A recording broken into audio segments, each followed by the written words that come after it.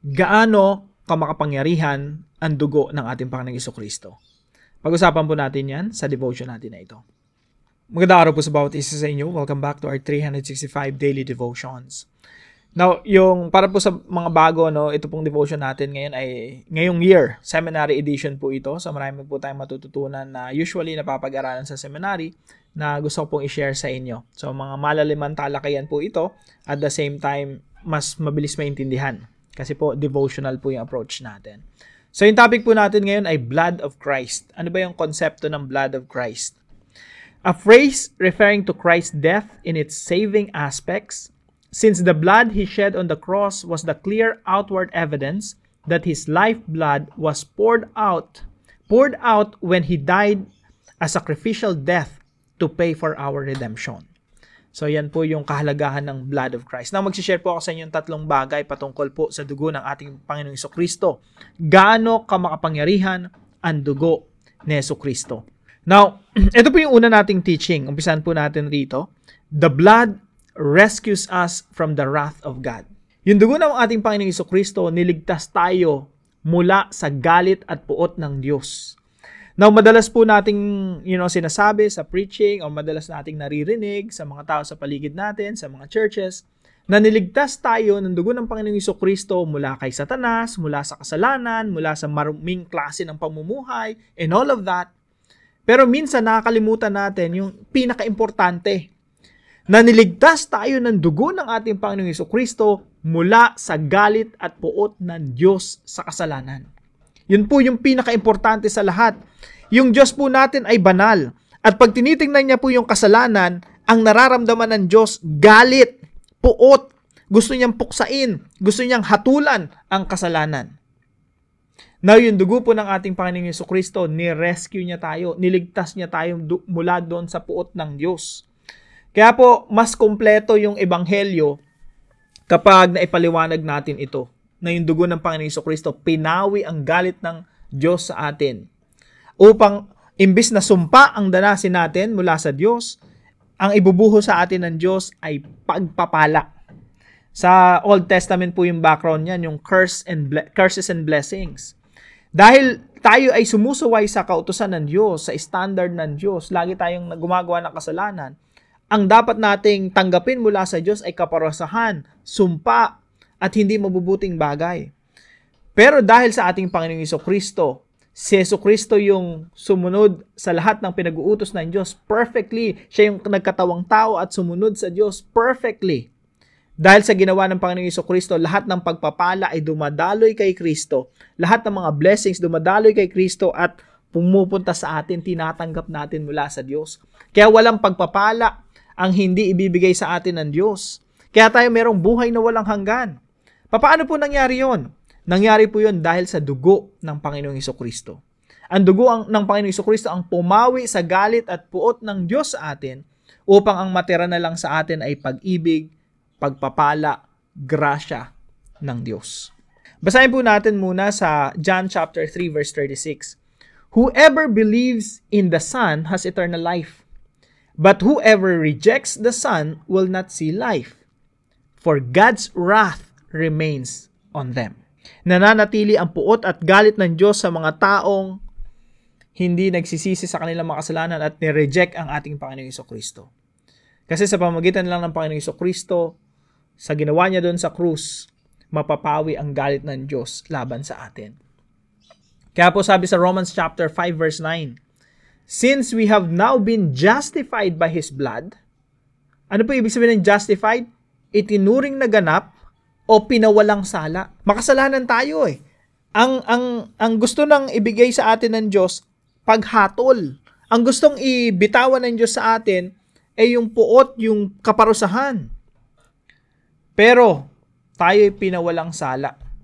Para bang, punong-puno tayo ng karumihan, nilinis ng Diyos, nilinis ng Panginoon Jesucristo, yung dugo niya ang naghugas sa atin, naging puting-puti tayo sa harapan ng Diyos, at sa paghukom ng Diyos, yung Diyos bilang hukom, pag humarap tayo sa Kanya, ang sinasabi ng Diyos sa atin, walang kasalanan. Pinawalang sala. Justified. Since we have now been justified by His blood, Sa pamamagitan ng dugo ng ating Panginoong Jesucristo, tayo itinuring na ganap, perfect, walang bahid ng karumihan. How much more shall we be saved from God's wrath through Him? So yung blood of Christ, niligtas tayo mula sa puot at galit ng Diyos, sa hustisya ng Diyos. Kaya po doon sa krus ng Kalbaryo, yung hustisya ng Diyos, ibinuhos kay Kristo, hindi sa atin eh. Yung galit ng Diyos, ibinuhos kay Kristo, hindi sa atin. Lahat po ng puot at galit ng Diyos, ibinuhos kay Kristo, wala nang natira na puot ang Diyos. Ang naiwan na lang yung pag-ibig, yung biyaya niya na umaagos kay Kristo patungo sa atin. That's the grace of God. That is the power of the blood of Christ. Number 2, the blood reconciles all things back to God. Minsan kasi naisip lang natin, nirescue tayo, nireconcile ng Diyos tayong mga tao pabalik sa Diyos. Pero hindi natin alam na yung purpose ng blood is to reconcile all things back to God. Magkaroon ng kaayusan sa buong nilikha, both in heaven and on earth. Kasi po yung heaven naapektuhan ng kasalanan. Doon nangyari yung unang rebellion. Kailangan yun ng paglilinis. Kailangan din ng reconciliation. Kaya nung namatay ang Panginoong Jesucristo doon sa krus, inilibing at muling nabuhay, pag-akyat niya sa langit, kinik out niya lahat ng mga diablo, mga demonyo na may access sa heavenly realms. May cleansing na nangyari sa heaven. Ganon din sa earth. Tayong mga tao, kailangan natin ng cleansing. Kaya, the blood of Christ reconciles all things back to God. Comprehensive yung kapangyarihan ng dugo ng Panginoong Jesucristo. Hindi lang yan pantao lang, na pang sa atin lang. Comprehensive yan. I-restore niya yung original creation of God sa Genesis chapter 1. That's the power of the blood of Christ. Yan po ay sulat ni Apostol Pablo sa mga taga-Colossae. Sabi niya, and through Him, through Jesus Christ, to reconcile to Himself all things. Napakalinaw po niyan at napakasarap namnamin at i-meditate. God reconciles all things back to Himself through Jesus Christ. Whether things on earth or things in heaven, by making peace through His blood shed on the cross. Nakita niyo po ang gaano kamakapangyarihan ng dugo ng Panginoong Jesucristo na nabuhos doon sa krus. Ang purpose niyan is to reconcile all of creation back to God. At linisin yung creation, tanggalin si Satanas, tanggalin ang masasama, ang kasalanan, lahat ng yan, wasakin, puksain, husgahan. At kaya po may cleansing na nangyayari sa buong nilikha. Someday the whole of creation will become pure again. Magiging malinis at mare-reconcile pabalik sa Diyos. Number 3 po. The blood recovers our value. Actually, hindi lang recover mas higit pa ron. Nilikha tayo ng Diyos na valuable. Bakit tayo valuable? Because God created us in His image, after His own likeness. Mahalaga ka, kapatid, kasi nilikha ka ng Diyos sa imahe niya. You are valuable. Kahit hindi ka pinagpapalaga ng crush mo. Kahit hindi ka pinagpapalaga ng mga tao sa paligid mo. Kahit hindi ka kagandahan, kagwapuhan sa harapan ng marami. Pero sa harapan ng Diyos, artistahin ka. Sa harapan ng Diyos, gwapo, maganda ka. You're created in the image of God. You are valuable. Mahalaga ka. Now, nung nahulog tayo sa kasalanan, nagrebelde tayo laban sa Diyos, nawala yung value natin. Kasi ano na tayo rebel in God's world. Rebelde tayo. Now, nung namatay ang Panginoong Jesucristo doon sa krus, ang ginawa niya, nirecover niya tayo. Binayaran niya tayo, binili niya tayo, tinubos niya tayo. At ang ipinantubos sa atin ng Diyos ay ang sariling dugo ng kanyang anak, ang ating Panginoong Jesucristo. Kaya po sabi dito sa 1 Peter chapter 1 verse 18 and 19. For you know that it was not with perishable things such as silver or gold that you were redeemed from the empty way of life handed down to you from your ancestors, but with the precious blood of Christ, a lamb without blemish or defect. Binili tayo sa pamamagitan ng precious blood of Christ. Sa Tagalog po, alam ninyo kung ano ang ipinantubos sa inyo sa walang kabuluhang pamumuhay na inyong minana. Dati wala tayong kabuluhan. Walang kakwenta-kwenta yung buhay natin apart from God. Sabi dito, alam nyo kung anong ipinantubos sa inyo sa walang kabuluhang pamumuhay na inyong minana sa iyong mga magulang.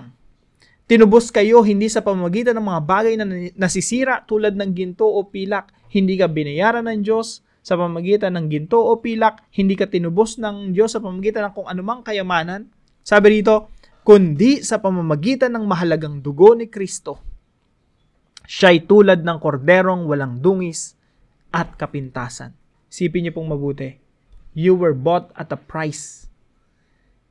Pinantubos sa atin, hindi ginto, hindi pilak, kundi dugo ng Panginoong Jesucristo. Kung ikaw ay tinubos ng dugo ng Panginoong Jesucristo, makikita mo yung value mo. Wala pala akong presyo na ginto o pilak. Hindi pala ako mababayaran ng, kumbaga sa art, priceless ka. Because the blood of Jesus Christ is priceless. Kumbaga sa sanglaan, no? Pag nagsasanla ng mga ginto, ng mga, mamahaling relo, kung ano yung ipinantubos doon, ganun kahalaga yung bagay na yun. Pag tinubos ang isang ginto ng 10,000, ibig sabihin yung value niyan 10,000 rin. Kapag yung relo tinubos yan halagang 200,000, ibig sabihin yung relo na yun, ang value nun 200,000. Now mga kapatid, tinubos tayo ng precious blood of Christ, ng dugo ng Panginoong Jesucristo. Tell me, how much is your value? You're priceless. We are priceless. Kaya po, mga kapatid, the blood recovers our value. And not just recovering. Binigyan tayo lalo ng value ng Diyos, ng kahalagahan ng Diyos. Kaya tratuhin natin yung ating mga katawan, ating mga sarili na tinubos ng dugo ng Panginoong Jesucristo. Tratuhin natin na ito na mahalaga at dapat nating gamitin yung sarili natin, hindi sa mga walang kabuluhang bagay dito sa mundo, kundi gamitin natin yung ating mga sarili para sa Diyos. Maglingkod tayo sa Panginoon. Ibigay natin ang buhay natin sa Panginoon because we were bought by the blood of Jesus Christ. Kapag naglilingkod tayo sa Panginoon, binibigay mo yung best sa Kanya. Alam niyo po, yung Diyos binigay yung best para sa atin. Jesus Christ shed His blood for us. Naging valuable tayo. Now, we can give our lives back to God na merong value. Bakit? Kasi tinubos tayo ng dugo ng ating Panginoong Jesucristo.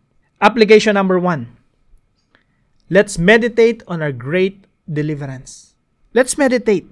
Pagbulay-bulayan, pagnilay-nilayan, pag-isipang mabuti, i-meditate natin yung great deliverance natin, yung pagliligtas sa atin ng Diyos sa pamamagitan ng Kanyang sariling dugo. Number 2. Bask in the overwhelming love of God. Minsan, di ba, nagpapaaraw tayo o minsan nagsiswimming tayo sa dagat. No? Isipin nyo, yun yung pag-ibig ng Diyos. Yun yung pagmamahal ng Diyos sa atin. Para bang sikat ng araw, no? Na nilalamon ka ng sikat ng araw, nilalamon ka ng tubig, ganun ang pag-ibig ng Diyos sa atin. Let's just bask and appreciate God's love for us. And number 3 po, mga kapatid, talk to someone today about the blood of Christ. Mag-isip ka ng isang tao. Maybe may pinapaisip sa iyo si Lord right now, no? Yung unang pumasok sa isip mo na yon, maybe, yun ang nililid ng Lord sa iyo. Do something. Talk to that person about the blood of the Lord Jesus Christ. Pakita mo sa kanya paano mo na-appreciate ang dugo ng ating Panginoong Jesucristo and tell him or her about the love of God at ano yung purpose ng blood of the Lord Jesus Christ. Talk to someone today. Bilang pag-ibig natin sa Diyos, kumausap tayo ng kahit isang tao. Kausapin natin sila patungkol sa dugo ng ating Panginoong Jesucristo. Alam niyo po, ang dugo ng ating Panginoong Jesucristo ang nagbubuklod sa atin. Kahit nasan man tayong dako ng mundo, magkapamilya tayo, magkadugo tayo. We are members of one family. And may isang dugo lang na nananalaytay sa atin at yun ang dugo ng ating Panginoong Jesucristo. At alam niyo po, ang gusto ng Diyos, paramihin yung kanyang pamilya. Na merong iisang dugo lang na nananalaytay, yung dugo ng Panginoong Jesucristo. That's why talk to someone today about the blood of the Lord Jesus Christ. Now, para po sa ating discussion, how does this devotional about the blood of Christ impact you? May impact ba ito sa buhay mo? Pag-usapan natin yan sa ating mga discussion groups. Samahan niyo po ako sa panalangin. Lord Jesus, thank you for shedding your blood on the cross to cleanse all of creation and reconcile both heaven and earth to the Father. Your blood justified me and made me holy and blameless in the sight of God. How awesome is this? How can I repay you except by sharing your incomparable love displayed on the cross. As I talk to someone today about the power of your blood, may your Spirit guide me in what to say.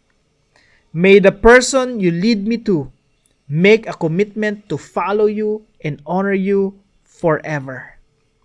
Please be with me throughout the day. Give me success for your glory and honor. Amen and amen.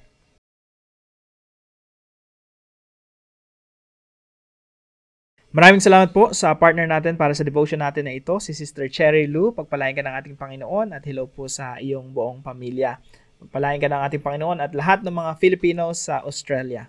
Now, kung kayo po may natutunan sa devotion natin na ito, ipalam niyo lang po sa comment section right below this video and please share this devotion to your family and friends. God bless you po. See you po tomorrow.